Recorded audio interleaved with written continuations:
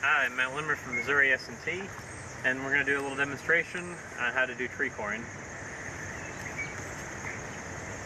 One of the first tools you will need is the actual tree corer, the increment borer. It'll come in a tube sort of like this. There are three parts to the corer. There's the handle, the actual rod that does the tree coring, and then a tray. You don't need the tray right away, so I tend to put that in a pocket or something. And the handle goes, or the rod goes through the handle, and there's a metal clip on the back to hold that. So you can now tree core. The other tool you will need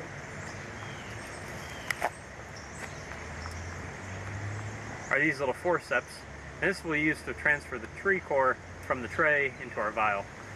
We never want to touch the tree core during the process, so always handle with forceps. You also need the rack with your vials. Vials should be numbered in order, and there'll be a sample sheet that you can use to keep track of what kind of samples you're collecting, whether they're background, field blank sort of samples, or if they're duplicates, or what particular tree you're sampling.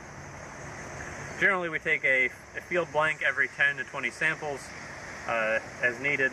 Then we take duplicates, core samples, every 10 to 20 samples as well.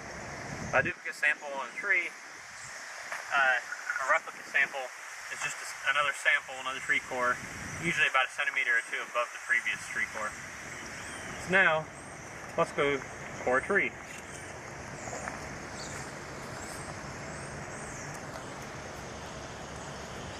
Tree coring is generally done about breast height. This is where you'd also take the diameter. And what you're going to do is aim towards the center of the tree, and on the tree cores, each one is usually marked about 8 centimeters in. So we're aiming for about an 8 centimeter long core. And you're going to lean and turn.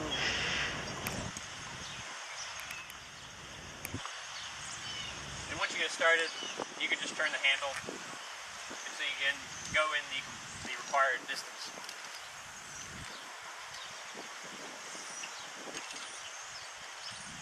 Some trees are much harder to core than others. You'll find that out as you core different types of trees.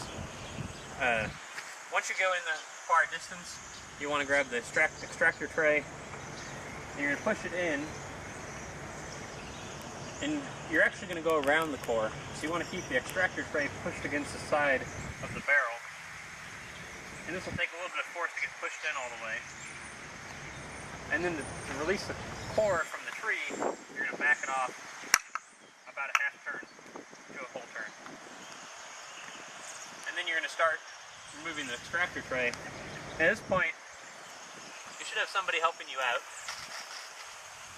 that'll have the vial and the forceps. I'm going to do it by myself here, but usually it's easiest for somebody else, as you're pulling out the core, have the vial ready. And you'll snap off pieces of the core.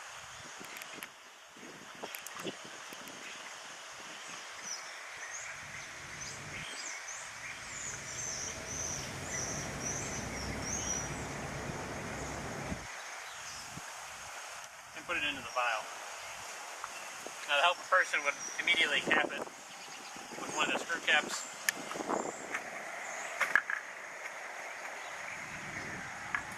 And with 2 people you can do this a lot faster. That way we minimize the loss of VOCs to the atmosphere.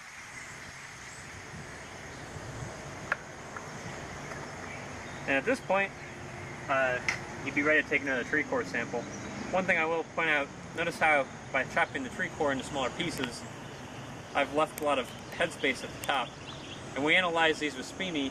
We stick a SPME fiber into the top a couple centimeters of the vial.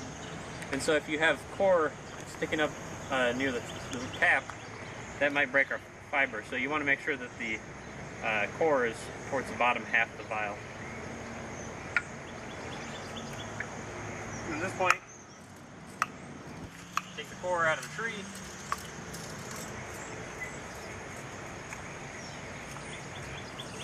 And you want to make sure you don't have any debris inside the core that you'd be carrying on to the next sample. You can wipe off the core if you want, or give it a quick rinse. And make sure that the bore is clear. That way you don't have any carryover between samples. As far as sample storage, usually we put these samples on ice or refrigerate them if you're not going to immediately analyze them. And so you can either bring a cooler along with you with ice and put the samples into the cooler, or at the end of the day when you're done sampling, transfer them all to the cooler or fridge, and then ship them out either same day or next day, preferably on ice. And then we'll analyze them as soon as they get to the lab. So that should be about all you need to know for tree corn.